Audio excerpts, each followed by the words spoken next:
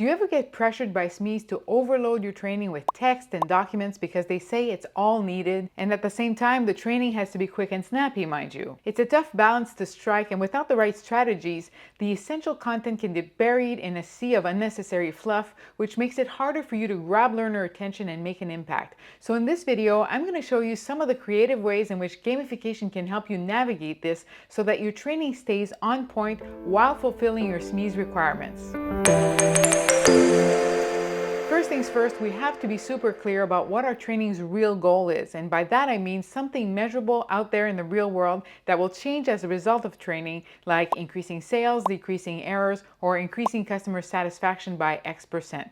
That's the number one thing to keep in mind all the way through this. Then we want to make sure that we list out the content that's needed for this real world goal to happen. And we want to split the content between essential and non-essential. And here you need to be ruthlessly selective. Don't worry, even if you identify something as non-essential at this point, it doesn't mean you're going to cut it out of the program necessarily. The non-essential further breaks down into 3 categories, and there's different strategies for dealing with each one. First, there's stuff you have to include for legal reasons like compliance, where if you don't include it, there's liability and the company could get sued or fined. Next, we have stuff that you have to include because it's company policy, or your client just wants it, or some stakeholder somewhere thinks it's a good idea. Let's call this the things you have to include for political reasons. This category includes things that kill my soul every time I see them, like you have to include a 6-minute video, a word from our president at the beginning of the training. But it can also include things that are just part of the template, like sometimes the client demands a wall of text at the beginning that introduces the topic, or a page with all the learning objectives. People often insist on this so that there's consistency across courses, but it can also send a signal to the learner that, hey, this course is like every other course you've ever seen, nothing interesting is about to happen, you can go back to sleep. And you know when you get content also that they say it's not going to help them do the thing, but they just have to know it. Well, I'd include that in this category as well. And third, we have stuff that's actually helpful, relevant, and maybe even fun for the learner, but not essential. For example, let's say I'm teaching you a 3-step procedure to organize your calendar. You don't need the 9 habits of highly productive people. That's useful and relevant, but it's not absolutely essential to my 3-step procedure. Another one that comes up all the time is context. Let's say the learner needs to fill out this form, and here they have to put in the year that the house was built.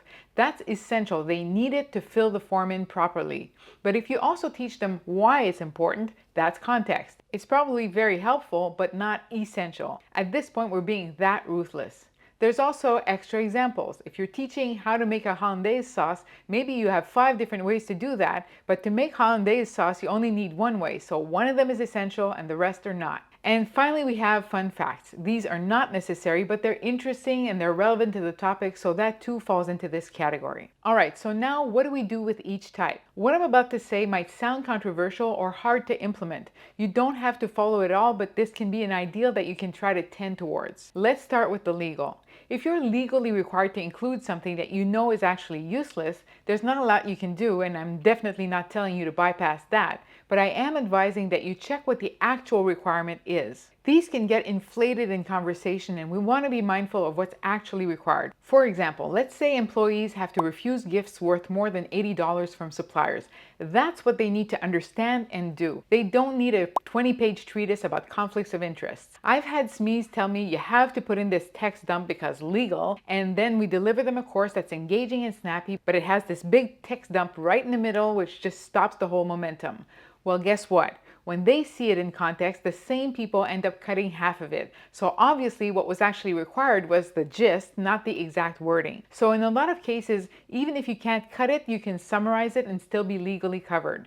Sometimes also you just need to make the content available to the learner and they just have to know where to find it. In that case, you can include it as an option and tell them it's there and you're done. There's also cases where you can just test the learner, and if they pass, they don't have to go through the content dump because they've met the requirement. Again, do not bypass legal requirements, but make sure you know what they actually are. Next, we have the political. Ideally, we're building a program where we're putting the learner in a state of flow by keeping them active and engaged, and we're being mindful of their time. And whenever you have to place non-essential content in their path, then we want to try to do it in a way that impedes the flow as little as possible. So if you're being imposed a specific template for consistency, you can often fulfill that requirement just by maintaining the look and feel, the fonts, and the colors, for example. I made a whole video about how to gamify a dull template, and I'll link that below. Otherwise, the tactics for the political are pretty close to the tactics for the legal. Can you cut it? Can you summarize it? Can you make it optional? And finally, when it comes to content that's relevant or engaging but not essential, there's a few fun ways you can include it without weighing your program down. First, there's feedback. Let's go back to our example of the date field. They have to know to put in the date, that's essential, but the context of why it's important is not essential. So here I'm going to give the learner a chance to figure things out first, and once they get it right, I might provide that additional non-essential context as feedback. If you have extra examples, for example, 4 more ways to make a hollandaise, then this can be offered as extra credit or a side mission that the learner can do if they want to. They can absolutely finish the course by just completing one hollandaise method, but these side quests are there if the learner feels like attempting them. And the reason why they would is maybe to unlock power-ups or extra content, for example. Which brings me to my next place where you can use relevant, non-essential content.